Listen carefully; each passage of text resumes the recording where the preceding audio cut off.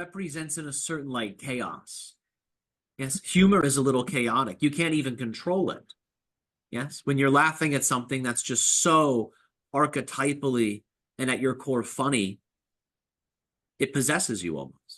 So humor is seen as a very powerful force, almost a controlling or commanding force, a force of influence. Right.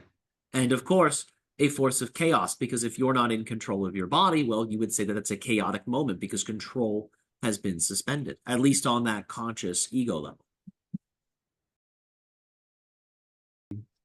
To those that do not desire such experiences, yes, this is why some people are deeply put off by comedy, because it shakes their foundation. It shakes what they think is true. So they feel they have to take those things very seriously to reinforce the density of that perspective. Otherwise, the humor, if they really gave into it, if they really leaned into it, would shake those things away.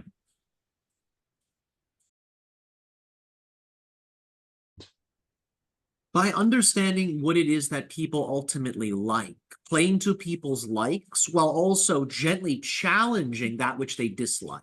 Because if you can cause someone to feel different things, it really activates them. If you make someone feel sadness, but then you make them feel happiness, this stimulates their emotional body in tremendous ways. And if you're doing that in a creative, benevolent way, not in a manipulative way, then of course it is a huge asset in performance.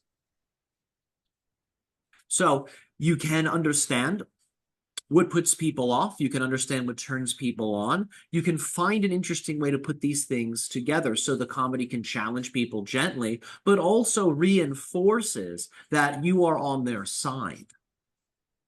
Because keep in mind that first and foremost, comedy is a performance. Performance is a relationship between performer and the audience. So it is actually a relationship. So that means above the humor, it is the energetic connection between you and the audience that is one of the biggest determiners in relationship to whether that humor lands or not. If that connection's not there, the person may be more on guard, therefore more resistant to humor.